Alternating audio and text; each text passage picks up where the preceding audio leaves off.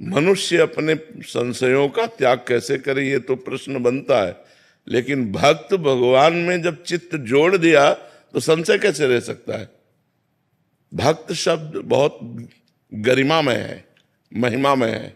भक्त वही जो तदर्पिता अखिलाचारिता तद्स्मरणेन परम व्याकुलते थी, जो हर आचरण भगवान के अनुकूल करता है और निरंतर भगवान के स्मरण में डूबा हुआ है, उसे कौन सा संशय है।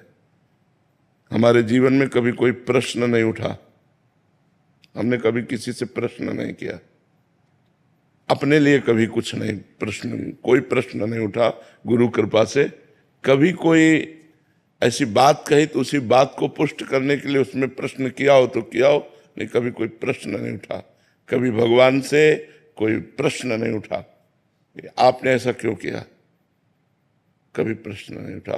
क्योंकि हर बात का समाधान भक्ति है। जब हम भगवान में चित्त जोड़े तो उत्तर, प्रश्न के पहले उत्तर सामने होता है।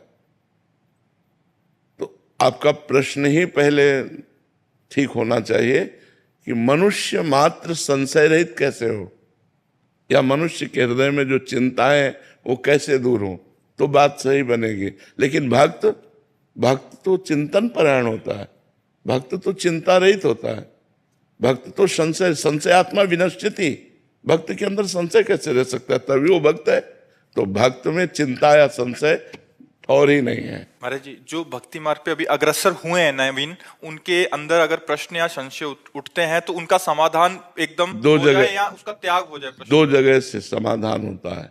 हम पहले शास्त्रों का स्वाध्याय करें।